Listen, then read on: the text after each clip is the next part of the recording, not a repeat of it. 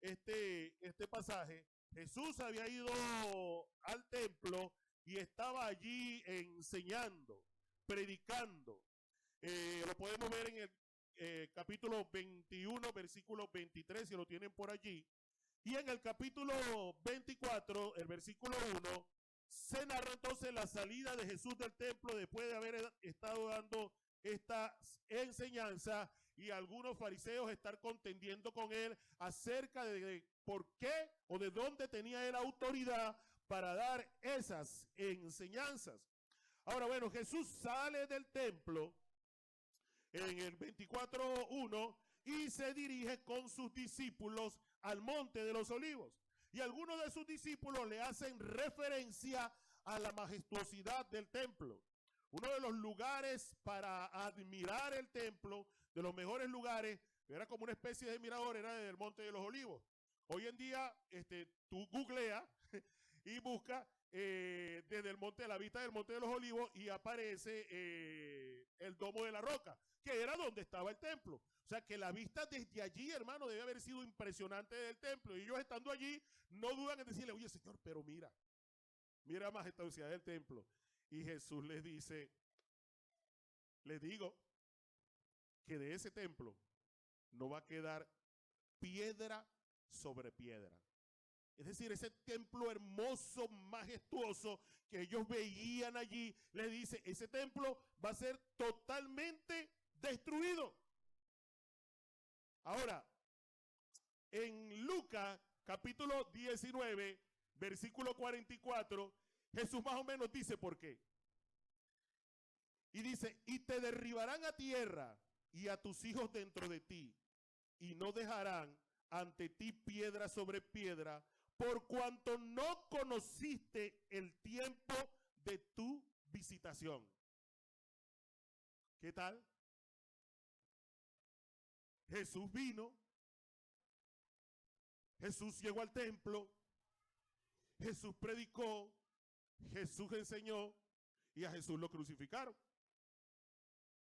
Y aunque había un plan de Dios que era necesario que él muriera en la cruz del Calvario, que él fuese levantado, ¿sí? Así como fue levantada la serpiente en el desierto, como él mismo lo dijo en Lucas, en Juan capítulo 3, versículo 16 en adelante, versículo 14, creo que está eso. Hermano, yo siempre pienso esto. Dios utiliza personas para generar situaciones que son conflictivas para nosotros, situaciones que son duras.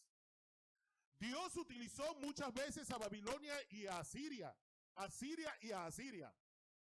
para tratar con el pueblo de Dios, porque se portaban mal. Y cuando se portaban mal, Dios decía, ven acá, yo voy a hacer que Harry enderece. Y venía una situación para el pueblo de Israel. Vamos a enderezar a Israel. Bueno, yo les voy a mandar a Babilonia. Bueno, yo les voy a mandar a los sirios. Pero ¿sabes qué? Después venían los profetas y decían, ay de Babilonia. Después venían los profetas y decían, ay de Siria, ay de Asiria. Hermano, la palabra del Señor dice que hay de aquel que se meta con uno de mis pequeños, que mejor le fuera atarse una piedra de molino y arrojarse al fondo del mar. Y yo pienso esto desde las dos ópticas, desde los dos puntos de vista. El punto de vista de que yo soy uno de sus pequeños, ¿sí? Y de ahí del que cónchale se meta con el Hijo de Dios. Pero lo pienso también desde el otro punto de vista, de que ahí sí yo me meto con uno de los pequeños de Dios. Sí, porque puede pasar. Puede pasar que yo, hermano, siendo un hijo de Dios, me meta con otro hijo de Dios. Me meta con uno de los pequeños del Señor. ¿Y cómo ve eso el Señor? ¿Qué le dijo el Señor a Saulo? ¿Qué le dijo el Señor a Saulo cuando Saulo perseguía a la iglesia? ¿Sí lo recuerdan?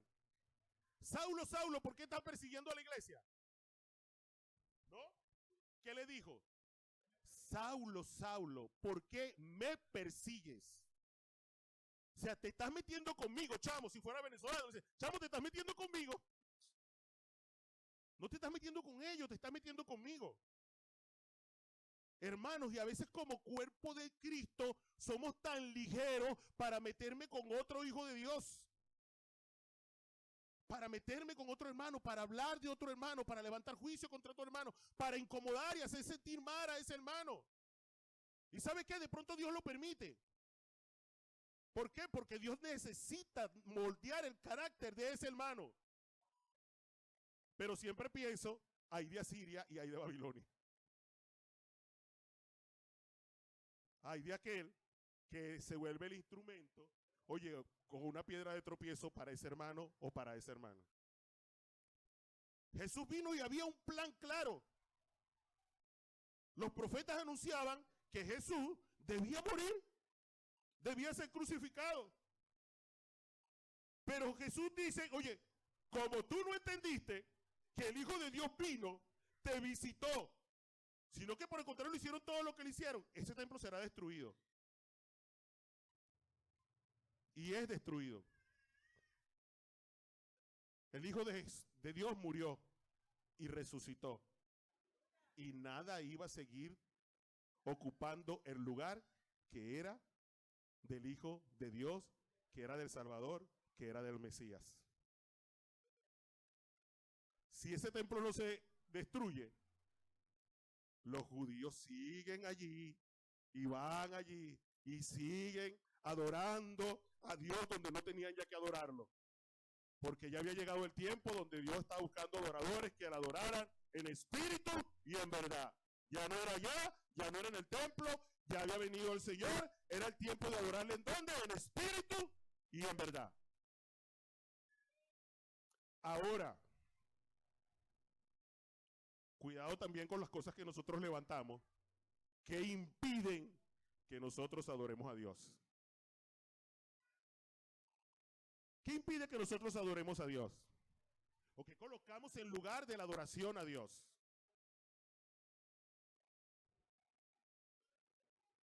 Hermanos, lo he visto. Y yo creo que algunos de los que estamos aquí lo hemos visto. Gente que Dios ha bendecido de manera muy especial. Hermano, de pronto, tremendo negocio. Pero no, pastor, tú sabes que yo el domingo no puedo venir. Porque el domingo es el día que más se vende. Y ¿sabe qué? Ya no tienen los negocios. Porque los colocaron en el lugar que era el lugar para la adoración a Dios. Y eso nosotros tenemos que tener cuidado como hijos de Dios. Entonces, en medio de todo esto, Jesús está hablando con ellos y le está diciendo que van a acontecer algunas cosas. Y ellos le preguntan, Señor, ¿cuándo va a acontecer todo esto? ¿Cuándo van a acontecer estas cosas? ¿Y qué señales hay de que esto pasará? ¿Sabes? Para nosotros está pendiente, para nosotros está mosca ahí. Para saber cuándo es la cosa, ¿no? Oye, impaciencia. Oye, estos hombres padecían de alguna impaciencia. Porque cuando Jesús muere y resucita, también le preguntan lo mismo. Mira, Señor, ¿cuándo es que vas a restablecer el reino? ¿Cuándo es que es tu reino? Y el Señor le responde, no le toca a ustedes saber ni los tiempos ni las sazones. O sea, no les toca saber cuándo va a pasar, ni cómo va a ser eso. ¿Sí? Ahora, yo he reflexionado un poco acerca de la aparente impaciencia de estos hombres para que las cosas pasaran. Hermano, pero es que andar con Jesús era Jesús, pero andar con Jesús no era fácil. Señor, ¿dónde vive? No, hermano, las zorras tienen guarida y las otras tienen nido, pero yo no tengo ni dónde recostar mi cabeza. Ay, mamá. Y entonces era por los caminos, era con hambre, era con frío, era con persecución, porque más de una vez hicieron correr a Jesús, ¿sí o no? La Biblia narra que hicieron correr a Jesús, lo hicieron salir en alguna oportunidad así. Un momento lo capturaron, que lo iban a arrojar por un barranco y Jesús se les desapareció. Ya no estaba Jesús. Ahora, ¿usted cree que a los discípulos no los perseguían también? También. O sea, las situaciones difíciles que pasaba Jesús, mientras estaba llevando a cabo su ministerio, ellos también la pasaban. Ahora, era hambre, era frío, era mucho tiempo en los caminos predicando, era sin el mercado que nosotros tenemos. Bueno, vamos a ver qué se resuelve para hoy, sin poder atender sus negocios, muchas veces las familias quedándose en casa mientras ellos estaban por allí. Hermano, yo le voy a decir una cosa, yo también hubiese pensado, oye, ¿y cuándo se acaba esto? Yo también, y mire, ¿y cuándo? Como la vacacioncita, ¿como para cuándo? O sea, ¿cuándo el momento de paz y de tranquilidad? Porque esto no es fácil, ¿no? Y si nosotros vemos, por ejemplo, el ministerio del apóstol Pablo, Pablo describe cómo era su ministerio, 2 Corintios 11, 23, 27, para que nosotros veamos más o menos cómo es la vida de los cristianos. Pablo le dice, hablando de su ministerio, son ministros de Cristo, 2 Corintios 11, 23, 27. Son ministros de Cristo, como si estuvieran loco hablo. Yo más, en trabajo más abundante. O sea que los evangélicos se la pasaban era trabajando, ¿no? Trabajando para el reino. Pero él le dice, pero yo trabajo más que ustedes. Ajá. No era sentado en la casa, no era que venían al culto y después no, era trabajando para el reino. Ok, me quedé, yo más, en trabajo más abundante, en azotes sin número. En azotes sin número, ya pedí la cuenta. En cárceles más, en peligros de muerte muchas veces. De los judíos 5 veces he recibido 40 azotes menos 1. 3 veces he sido azotado con vara. 1 vez apedreado. 3 veces he padecido un naufragio. 1 noche y 1 día he estado como náufrago en alta mar. En camino muchas veces, en peligros de ríos, peligros de ladrones, peligros de los de mi nación, peligros de los gentiles, peligros en la ciudad, peligros en el desierto, peligros en el mar, peligros entre falsos hermanos, en trabajo y fatiga, en mucho desvelo, en hambre y sed, en muchos ayunos, en frío y desnudez. Y yo me quejo, chico. Era entendible, hermano, que ellos quisieran saber, Señor, ¿hasta cuándo? Estamos haciendo el trabajo, Señor. Pero ¿hasta cuándo? ¿Cuándo mejora esto? Y yo les confieso, yo me he sentido así. Yo le oro al Señor, Señor, da un tiempo de refrigerio. Y no estoy pasando nada de lo que están pasando ellos. Era entendible, era comprensible que ellos quisieran saber, oye, ¿cuándo pasamos este trago amargo? Hay momentos, ¿verdad, hermano? En que uno quiere, cónchale, ¿hasta cuándo? ¿Hasta cuándo esta situación?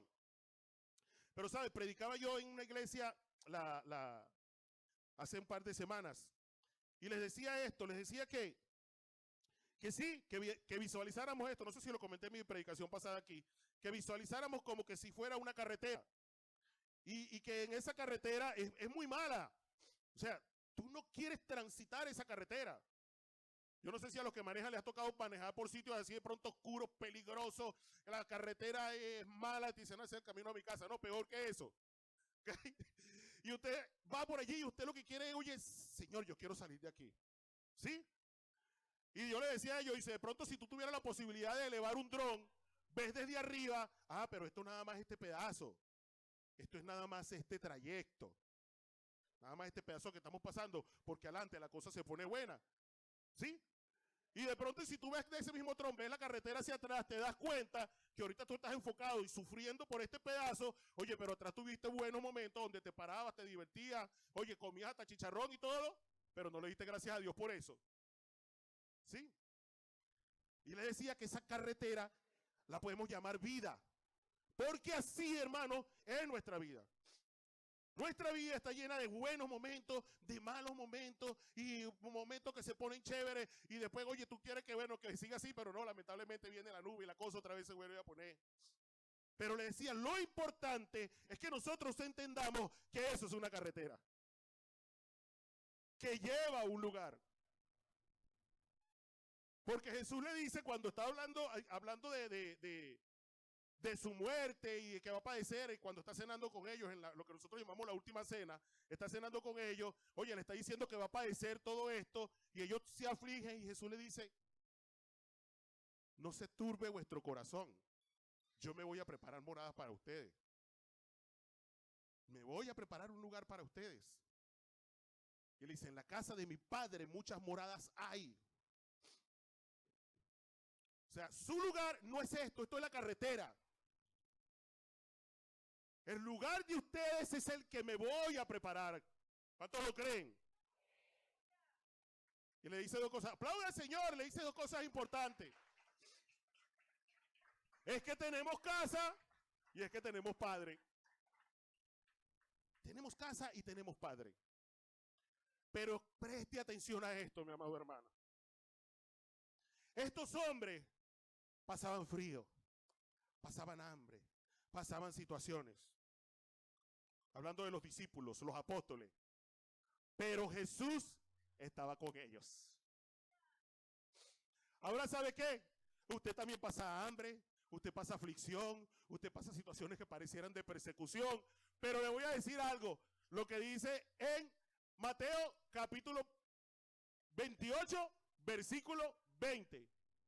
Y yo estaré con ustedes todos los días hasta el fin del mundo. Entonces quiere decir que con usted también está.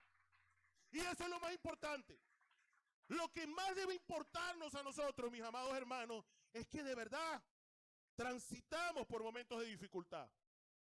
Hermanos, pero no nos impacientemos. Porque mientras los transitamos, Él está con nosotros. ¿Cuántos recuerdan la alegoría o la ilustración de las huellas en la arena? Levante la mano a ver si alguno la recuerda. Levante a ver. Ajá, son unos cuantos.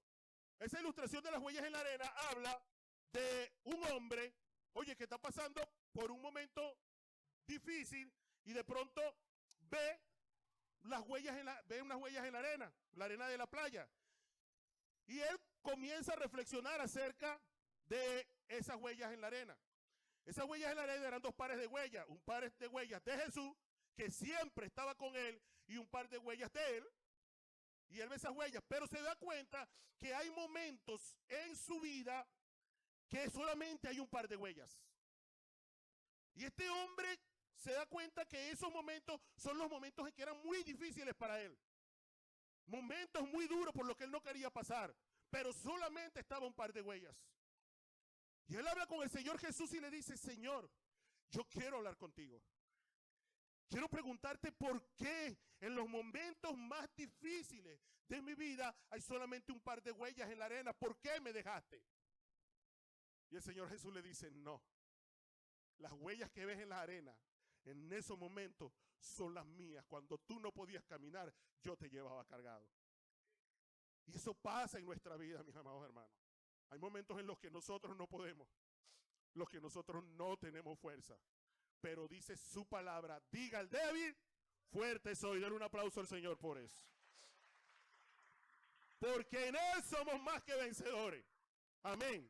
En Él. En Él somos más que vencedores.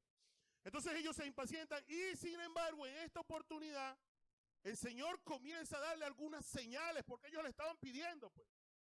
Y el Señor comienza a decirle algunas cosas que pasarán. Le dice, oiréis de guerra y de rumores de guerra. Se levantará nación contra nación y reino contra reino. Habrá pestes y hambres y terremotos en diferentes lugares.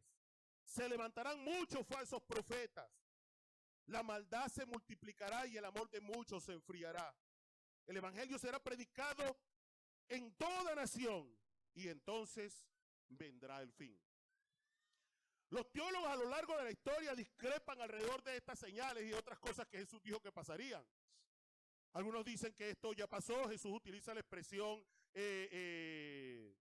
la abominación desoladora, que ocurrió en el medio del periodo intertestamentario, cuando un hombre llamado Antíoco Epifanes profanó el templo de una manera abominable. Y entonces Jesús utiliza esta misma expresión. ¿Ok? Entonces, en el año 70, cuando el templo es destruido, muchos dicen, oye, que eso se cumplió. Pero otros dicen que muchas de las señales, oye, son para este tiempo. Yo veo y digo que Jesús dio señales para ese tiempo, porque está hablando del tiempo, pero también dio señales para el futuro, porque después Pablo habla de esas señales en 1 Tesalonicenses.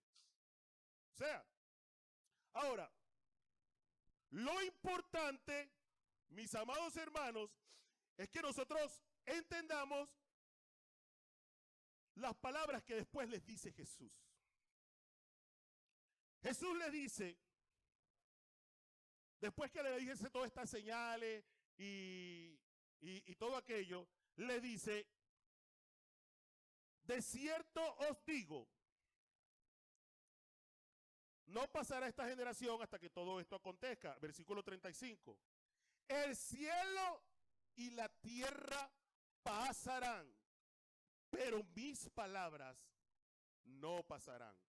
Pero el día y la hora nadie sabe, ni aun los ángeles de los cielos, sino solo mi Padre.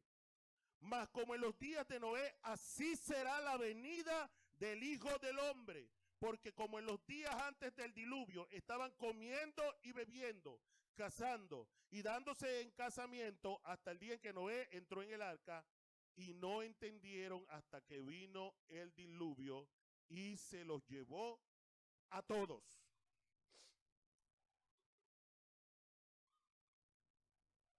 Jesús le estaba diciendo a ellos, estas palabras son para ustedes. A los que estaban en el año 70, estas palabras son para ustedes. Y a los que estamos en el año 2025, Charallave, estas palabras son para nosotros.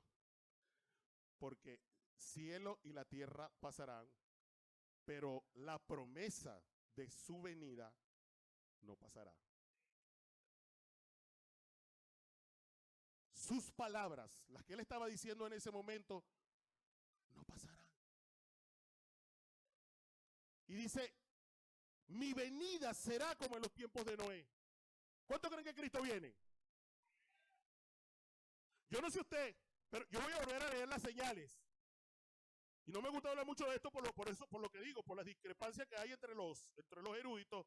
Pero hermano, se levantará, oiráis de guerras y rumores de guerra. Escuchamos ahorita de guerra y de rumores de guerra. Se levantará nación contra nación. Ajá, vaya poniendo un check ahí. Habrá pestes. Y sigue por ahí echando bromas. Y hambre. Terremotos en diferentes lugares. Se levantarán muchos falsos profetas. Ay, mamá. La maldad se multiplicará y el amor de muchos se enfriará. Lamentablemente lo vemos. El evangelio será predicado a toda nación y entonces vendrá el fin. Los teólogos a lo largo de la historia discrepan. Bueno, esto yo te noto aquí. Fíjense algo, ¿no? Hermano, las redes sociales son algo impresionante. Estaba por allá metido en un pueblito, por allá, por Guanayén. Y había una niña que me veía y me veía. Una niña como de 9 años. Y la niña me ve y me ve y me ve. Y después se me acerca y me dice, yo sé quién es usted. Y yo digo, sí, ¿y quién soy? El pastor que predica en TikTok.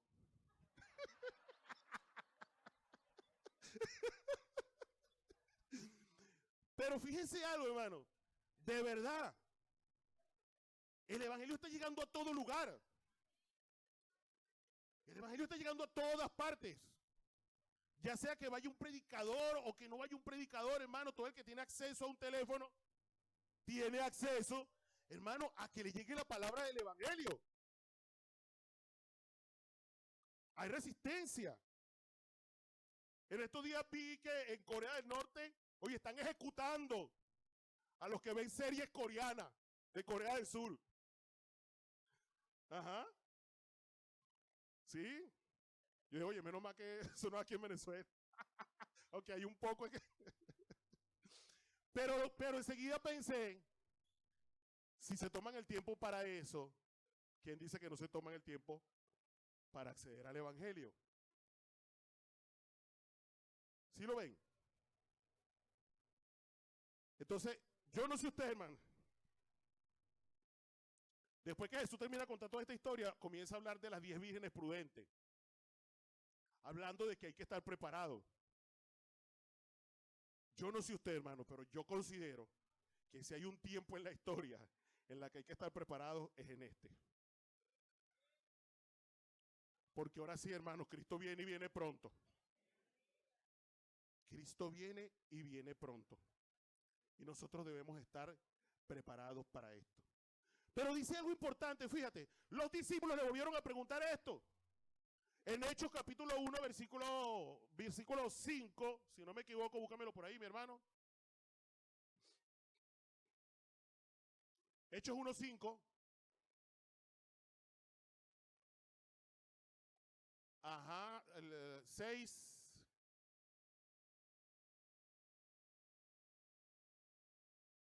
Ajá, aquí estoy. Entonces los que se habían reunido le preguntaron diciendo, Señor, ¿restaurarás el reino de Israel en este tiempo? Otra vez la pregunta.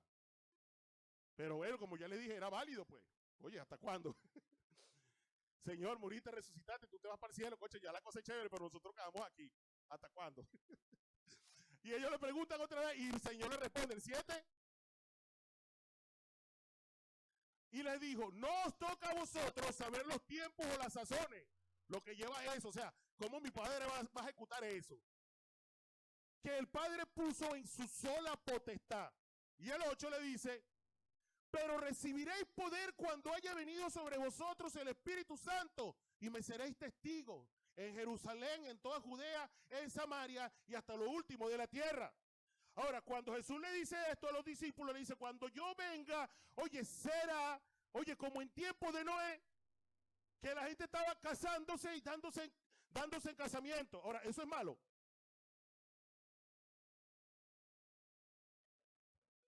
¿Es malo que la gente se case? No, hermano. Es más, motivemos a que la gente se case. Los motivos a que se casen, ¿oyeron? Sí, no. Los jóvenes ahora no se quieren casar, hermano, no sé. Estoy orando por todos ustedes, ¿oyeron? Para que empiecen a modelar el diseño de Dios. Sí, hermano, de verdad.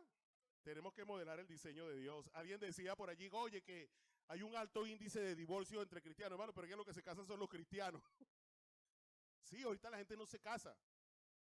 Tú te paras en la entrada del registro, aquí, con los días que hay matrimonio, creo que son 6, 7 matrimonios, y tú te das cuenta que todos los que se van a casar son cristianos evangélicos. ¿Por qué? Porque quieren obedecer a Dios, porque quieren caminar conforme al diseño de Dios. Porque para la gente ya eso no es valioso, eso no es importante. Entonces no es malo. Pero en día de Noé, ellos estaban, oye, era casándose, dándose en casamiento, atendiendo sus negocios, sus cosas, atendiendo sus asuntos. Y esto es lo que les está diciendo Jesús. En tiempos de Noé había una prioridad. ¿Y cuál era la prioridad? Oye, hermano, ponerse a cuenta con Dios, creer en Dios, en lo que Dios estaba diciendo, que se estaban portando mal, y agarrar un martillo junto con Noé. Noé, aquí estoy. Cuando te montes, yo me monto contigo. Y entonces el Señor está diciendo, mira, cuando yo venga va a ser igualito. La gente va a estar encargándose de sus asuntos. La gente lo que va a estar es, bueno, ¿no? Sí, bueno, con mi esposa, con mis hijos, con mis asuntos, con mis negocios. Y vuelvo y repito, eso es malo, eso no es malo. Pero hay prioridades. Entonces como que si ellos dicen, ajá, está bien, no hacemos eso, y entonces ¿qué hacemos? Y Jesús le dice, pero recibiréis poder cuando haya venido sobre vosotros el Espíritu Santo y me seréis testigos. Porque lo más importante mientras yo vengo es que ustedes hagan testigos. Y lo más importante mientras Cristo viene, Iglesia Evangélica Libre, Dios Admirable de Charallave, es que ustedes sean testigos. ¿Cuántos lo creen? Eso es lo más importante. Que seamos testigos, hermano. Que prediquemos. Que llevemos a gente a la salvación. Bueno, es el tiempo de caminar como si nosotros creemos de verdad el mensaje del Evangelio. Como que si nosotros creemos de verdad en la venida del Señor. Y como que si nosotros amamos de verdad a quienes nos rodean. Porque si les amamos no queremos que se pierdan. Y si Cristo viene y no lo han aceptado, se pierden. A los pastores no les gusta hablar en el púlpito del infierno. Porque no es un mensaje atractivo. Pero ¿cuántas veces habló Jesús del infierno? Es más, las mayores referencias al infierno que hay en la Biblia las habló Jesús. Pero a veces somos medio testigos de Jehová que dicen que el infierno no existe, que es irreal. Un día me dijo uno, ¿usted cree que Dios, siendo un padre amoroso, va a agarrar a sus hijos y lo va a meter así como que si fuesen un microondas? Y yo le dije, sí, a sus hijos no. Que así mismo es. A los suyos vino y los suyos no le recibieron. Más a los que le recibieron, le dio potestad, autoridad de ser hechos hijos de Dios. Pero hay condenación para quien no lo ha recibido. Voy a leerlo. No lo tengo aquí, pero voy a leer Juan capítulo 3, versículo 14 en adelante.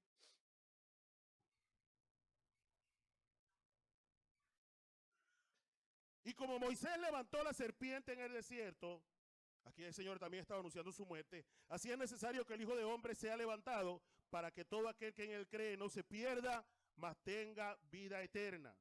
Porque de tal manera amó Dios al mundo que ha dado a su Hijo unigénito, para que todo aquel que en él cree no se pierda, mas tenga vida eterna. No sabemos ese, ¿verdad?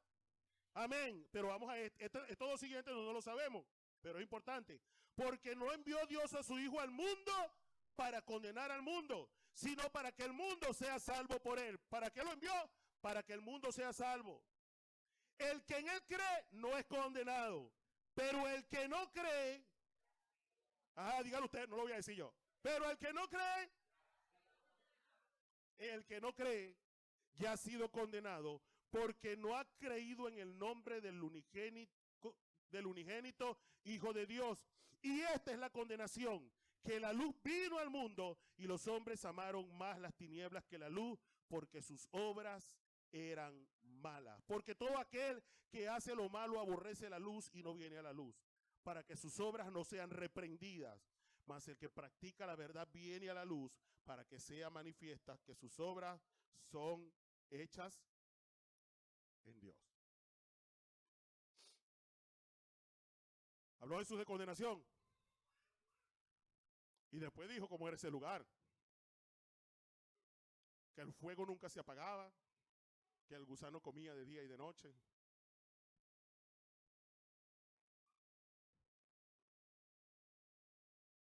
Yo no quiero a mi ser amado ninguno ahí. Yo no los quiero ahí. Porque los amo de verdad. Entonces, sí, tenemos asuntos que hacer, pero tenemos prioridades. Y una de las prioridades es anunciar que en Cristo Jesús, en su sacrificio, hay salvación. Y esa es la tarea que tenemos por delante. Sí, hay señales. El Señor le decía, ustedes saben cuándo la higuera estaba, porque ven los retoños y ya ustedes conocen las señales. Ellos conocían las señales, sabían cuándo iba a llover, sabían cuándo, todo eso lo sabían. El Señor le dice, ustedes lo saben. Pero esto lo dice, no es lo más importante. Lo más importante es que ustedes tienen el Espíritu Santo de Dios para que haya salvación sobre la tierra. Póngase de pie allí, iglesia, por favor.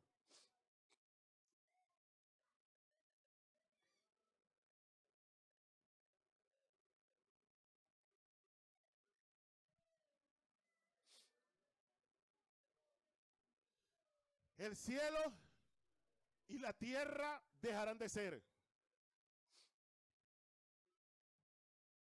pero lo que Jesús dijo no dejará de ser. Será, se cumplirá. Cada palabra. Jesús ciertamente estaba hablando de su venida. Pero iglesia, cada palabra que sale de la boca de Dios se vuelve una promesa en nosotros que ha de cumplirse.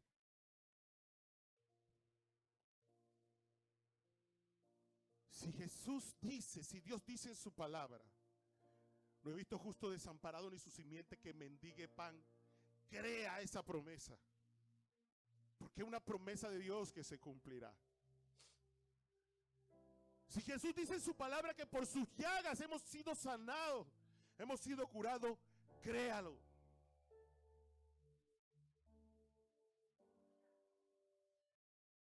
Pastor, oro y no me mejoro. Créalo. Crea que usted mejorará. Uno de mis pasajes favoritos es que las aflicciones de este tiempo no se comparan en nada con la gloria venidera que nosotros ha de manifestarse. Si este cuerpo no mejora, yo sé que en casa con mi Padre no va a haber dolor, ni sufrimiento, ni aflicción.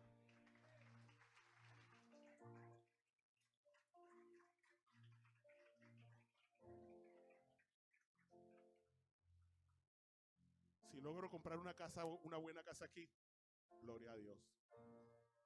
Pero si no, Él tiene morada para mí.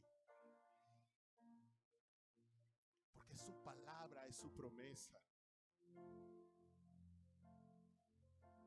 Lo importante, iglesia, es que nosotros hagamos como hacían los discípulos. La Biblia no refleja la muerte de los discípulos, pero hay bastante material extrabíblico que dice cómo partieron ellos, cómo partieron a la presencia del Señor, con las botas puestas, sirviéndole. Pablo hasta lo último le servía al Señor. Juan estaba preso en las islas de Patmos y estaba recibiendo revelación del Señor y escribiéndola para nosotros, Apocalipsis. Y lo importante, iglesia, es que nosotros entendamos que sea cual sea la situación que estamos viviendo, oye, nosotros tenemos también una tarea que hacer, una tarea que cumplir. Y que no seamos nosotros los que se quedan como en tiempos de Noé, ocupados en muchas otras cosas, dejando de lado lo importante. Amén. Padre eterno, Dios todopoderoso, quiero darte gracias por este tiempo, Dios, gracias por tu palabra. Te pido en el nombre de Jesús, Señor, que tú nos bendigas, Dios. Que tú nos ayudes a internalizar, Señor, la premura en la predicación, sabiendo, Señor, que ciertamente tu venida está cerca. Señor, que tú nos halles haciendo, Dios eterno, Dios todopoderoso, como tú demandas, Dios. Ayúdanos, Dios, a extender tu reino, a que tu evangelio sea escuchado, conocido por todos.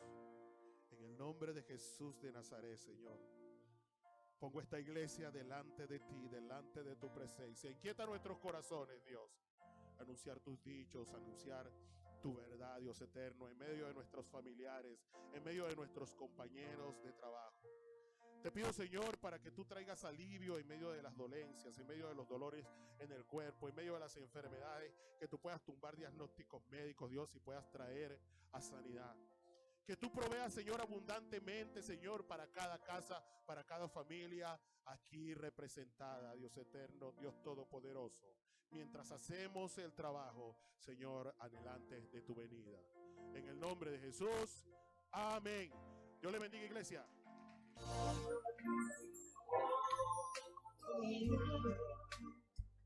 Te anhelo, Señor.